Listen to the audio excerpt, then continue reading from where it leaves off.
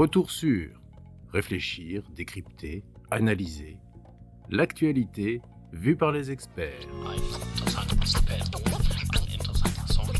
Alors que le rover américain Perseverance a atterri sur Mars le 18 février dernier dans le cratère Jezero, Tianwen-1, la mission chinoise, doit poser son astromobile, son rover en bon anglais, dans une vaste plaine appelée Utopia Planitia. Sylvain Breton, vous êtes enseignant-chercheur en géosciences à l'Université de Lorraine et vous avez participé aux études pour sélectionner le site d'atterrissage de Tianwen-1, ainsi que celui de la future mission européenne ExoMars. Bonjour. Bonjour. Sylvain, évidemment, on ne va pas sur Mars pour faire du tourisme. Comment choisit-on les sites d'atterrissage des rovers martiens ? Alors, de cette question, il y a deux réponses. Tout d'abord, il y a des contraintes techniques qui sont l'affaire des ingénieurs. Donc, ce sont des contraintes sur l'altitude, sur ne pas être trop loin de l'équateur, sur la surface, ce genre de choses. Mais ce qui nous intéresse, nous, les chercheurs, eh bien, c'est plutôt l'intérêt scientifique des sites d'atterrissage.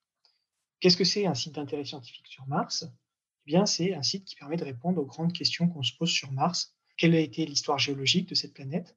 Quels sont ses climats passés ? Et surtout, la grande question qui englobe tout ça, y a-t-il une possibilité de vie martienne passée, avec des climats plus humides ? Notamment, dans ce site de G0, vous avez un grand cratère de météorites dans lequel le rover s'est posé.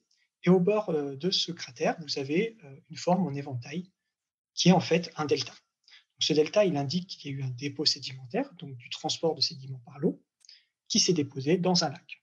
Et donc là, c'est particulièrement intéressant de se poser dans cette zone-là, qui était un ancien lac, pour essayer de comprendre quelle était la durée de vie de ce lac, et potentiellement, est-ce que ce lac est resté actif assez longtemps pour abriter des formes de vie. Persévérance s'est donc posée dans le cratère G0 qui contient des sédiments et donc qui aurait pu accueillir de l'eau liquide. Dans le cas d'ExoMars, le rover s'appelle Rosalind Franklin et lui aussi doit rechercher des traces de vie. Où va atterrir Rosalind ? Alors, Rosalind va se poser dans un site qui s'appelle Oxyaplanum et qui, tout comme le site de G0, présente des traces d'eau liquide.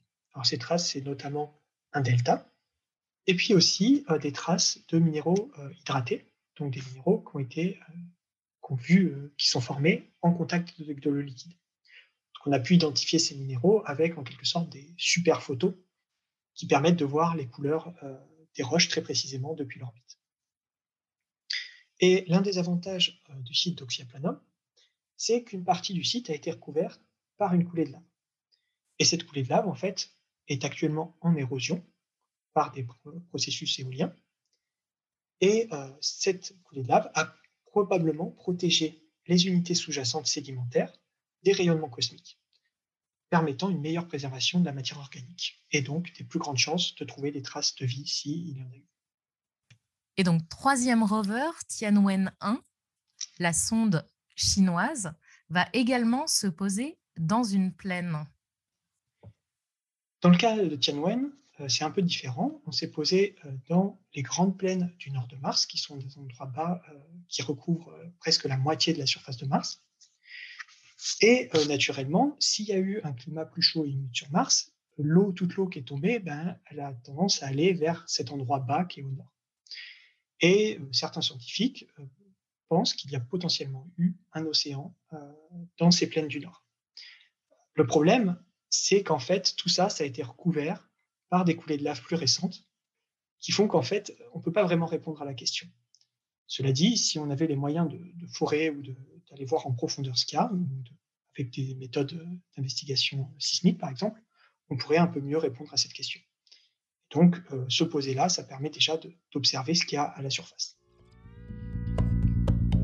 Retour sur réfléchir, décrypter, analyser l'actualité vue par les experts. Tianwen-1 se poserait donc dans un ancien océan qui aurait été recouvert de la lave qui vient de volcans. Est-ce que Mars, comme la Terre, est une planète active avec des volcans, des séismes, une tectonique des plaques ? Alors, il y a effectivement du volcanisme sur Mars, mais tout ce qu'on observe, en fait, c'est du volcanisme passé. On observe des des coulées de lave qu'on peut estimer être assez récentes, à moins d'1 million d'années, mais on n'a jamais observé d'éruption. Et les gros du volcanisme qu'on observe est daté de plus de 2 milliards d'années. Donc c'est vraiment du volcanisme ancien. Mais c'est un volcanisme très important, hein, puisque vous avez notamment un des plus grands volcans du système solaire, Olympus Mons. C'est le plus grand volcan du système solaire. Et ça, encore une fois, on peut le voir sur les images satellites. Si vous regardez, vous pouvez voir ces énormes montagnes qui couvrent une énorme partie de la surface de Mars et qui sont très hautes en altitude, plus de 20 km au-dessus de la surface de l'altitude moyenne martienne. Pour ce qui est des séismes, il y a justement une mission récente, la mission InSight, qui a posé un sismomètre sur la surface de Mars. Et les premiers résultats ont été publiés récemment. Et ce qu'ils trouvent, c'est qu'il y a effectivement des séismes sur Mars. Alors, ils sont beaucoup moins forts que sur Terre, mais il y en a quand même.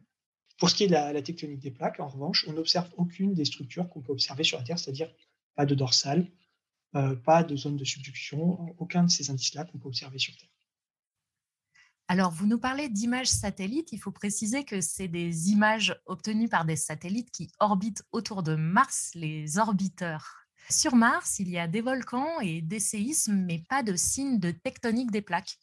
Alors que sur Terre, les séismes résultent des collisions des plaques tectoniques, du moins en majorité. Alors si sur Mars, il n'y a pas de tectonique des plaques, sait-on d'où viennent ces séismes? Alors, il y a plusieurs explications pour ces séismes. D'une part, on a des petits séismes qui sont causés par les impacts de météorites. Si vous balancez quelque chose de très fort sur la surface, ça va vibrer, ça va faire des ondes et des petits séismes. Mais justement, ce papier, cet article dont je vous parlais récemment, qui est publié sur les données d'Insight, tend à laisser penser que ce ne sont pas uniquement des séismes liés au cratère d'impact. Ce sont aussi des séismes, a priori, liés à des mouvements gravitaires. Par exemple, vous avez ces énormes provinces de Tharsis, hein, et c'est les énormes volcans dont je parlais juste avant, en fait, qui en fait sont tellement lourdes qu'elles vont s'effondrer et former des chocs, hein, au moment où elle va aplatir la croûte, quoi. Est-ce que ce serait aussi ce genre d'origine des séismes pour les séismes sur la Lune? Alors effectivement, sur la Lune, on a aussi posé des sismomètres pendant la mission Apollo et on a observé des séismes. Et sur la Lune, on n'observe pas de tel relief. C'est-à-dire que le volcanisme lunaire n'a pas formé des énormes volcans comme ça. Sur la Lune, on peut expliquer aussi ça. En se refroidissant, la Lune va petit à petit se rétrécir. Du coup, en se rétrécissant, ça va déformer la croûte de la Lune et faire des séismes. Et c'est peut-être aussi une des choses qui est présente sur Mars, hein. Retour sur réfléchir, décrypter, analyser l'actualité vue par les experts. Si les planètes du système solaire se sont toutes formées en même temps, comment se fait-il qu'elles soient si différentes? Est-ce que Mars était semblable à la Terre quand elles se sont formées? Et pourquoi ont-elles évolué différemment? Alors, en fait, il y a deux grandes explications à cette question. D'une part, la taille des planètes, et ça, c'est un problème qu'on peut bien voir en comparant la Terre et Mars, par exemple. Et puis, la stabilité de l'eau liquide à la surface. Et ça, c'est la réponse, on peut l'avoir plutôt en comparant la Terre et Vénus.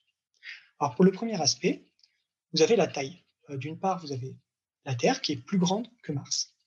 Et ça, dans le système solaire, eh bien, on peut facilement voir que la taille du corps qu'on regarde est liée à l'activité de surface, à l'activité volcanique. Par exemple, sur la Lune, le volcanisme est encore plus vieux que sur Mars. Alors que sur les planètes plus grosses, comme la Terre ou Vénus, il y a encore du volcanisme. Et ça, c'est assez facile à comprendre, hein. C'est simplement que lors de la formation de vos planètes, il faisait très chaud. Et vos planètes, elles ont emmagasiné cette chaleur. Mais les planètes plus petites, elles ont perdu plus vite cette chaleur. Parce que c'est un exemple très simple, hein. Si vous avez de la nourriture au four, eh bien, votre petit morceau de viande, par exemple, il va refroidir plus vite que votre gros morceau de viande. Parce que on a simplement la chaleur qui évacue plus vite. Et ainsi, sur Mars et sur la Lune, la chaleur a déjà été évacuée, alors que sur Vénus ou sur la Terre, il y a encore cette chaleur à l'intérieur qui a été emmagasinée au moment de la formation. Donc la taille des planètes affecte leur évolution. Vous nous avez dit qu'un autre facteur était peut-être la présence d'eau liquide à la surface d'une planète. Déjà, ce qu'il faut comprendre, c'est que la tectonique des plaques qu'on observe sur la Terre, c'est le moteur principal de l'évacuation de cette chaleur emmagasinée primordialement par la Terre. En effet, en faisant du volcanisme au dorsal, eh bien, vous évacuez de la chaleur vers l'extérieur. Et puis en faisant des zones de subduction, donc en faisant plonger de la croûte océanique froide dans le manteau, eh bien, vous transférez du froid à l'intérieur de la planète et donc vous la refroidissez. Et sur Vénus, on n'observe pas ça en fait. Sur Vénus, le seul moyen d'évacuer la chaleur, c'est le volcanisme qu'on peut observer actif encore aujourd'hui. Et cette différence, cette fois-ci, elle ne s'explique pas par la taille, parce que la Terre et Vénus ont une taille similaire. Et donc, l'explication qu'on propose ici, c'est que la présence d'eau liquide à la surface, la stabilité de l'eau liquide à la surface, a permis cette différence. Sur Terre, il faisait assez froid pour qu'il y ait de l'eau liquide, alors que sur Vénus, qui était plus proche du Soleil, au contraire, l'eau n'était pas liquide, elle était sous forme gazeuse.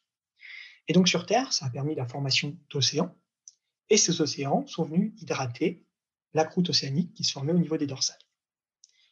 Et puis, lorsque vous faites plonger cette croûte océanique hydratée dans le manteau, eh bien, elle va apporter de l'eau à l'intérieur du manteau, et elle va changer la rhéologie. La rhéologie, c'est un terme technique pour parler des propriétés physiques de la roche, qui va dire si elle est plus ou moins plastique, plus ou moins cassante, etc., etc. Et donc, va venir changer la rhéologie du manteau, permettant de le rendre plus fluide et donc permettant l'entretien de la tectonique des plaques. Alors que sur Vénus, eh bien, on n'a pas d'hydratation du manteau et donc on ne peut pas maintenir, on ne peut pas stabiliser la tectonique des plaques. D'où cette différence entre Vénus et la Terre. Ces deux exemples montrent bien que non seulement la Terre a une taille adéquate pour avoir encore une tectonique des plaques à l'heure actuelle, mais également elle est à la bonne distance du Soleil pour avoir de l'eau liquide qui aiderait, qui alimenterait la tectonique des plaques. C'est exactement ça, voilà. Sylvain, que cherchent à apprendre les géologues comme vous des missions qui atterrissent sur Mars, au-delà de la recherche de traces de vie dont s'occupent les exobiologistes? Eh bien, la réponse, elle est très large, parce que la géologie, en fait, c'est une science naturelle qui recoupe beaucoup d'aspects. Alors, d'une part, les rovers, ils sont équipés d'appareils d'analyse minéralogique qui vont permettre de regarder la nature des roches sur lesquelles le rover s'est posé. Et ça, par exemple, ça permet d'identifier des morceaux de croûte martienne, par exemple, pour en savoir plus sur la formation de la croûte martienne. Est-ce que c'est une croûte martienne primitive ou issue de la fonte d'une croûte précédente? Et puis, il y a d'autres personnes, plutôt des sédimentologues, qui, eux, vont s'intéresser à l'observation des affleurements qu'on a avec les photos des rovers pour essayer de mieux comprendre les environnements de dépôt. Donc, les environnements de dépôt, c'est un terme un peu barbare pour dire dans quel milieu sont déposés les sédiments. C'est vraiment, est-ce que c'était un delta, est-ce que c'était un lac, etc. Et l'observation de ces photos des rovers permet de regarder localement ces environnements de dépôt. Et ça, finalement, indirectement, c'est quand même lié à l'exobiologie, parce qu'on s'intéresse quand même à ces environnements aqueux. Merci Sylvain d'avoir apporté votre pierre martienne à cet édifice. Et à bientôt. Merci, bonne journée. Pour nos auditeurs qui souhaiteraient en savoir plus sur la recherche de traces de vie sur Mars, je vous propose d'écouter notre podcast avec Cyril Sopa du Latmos. Retrouvez tous nos podcasts sur theconversation.fr. N'hésitez pas à les commenter et à les partager. Merci de votre écoute.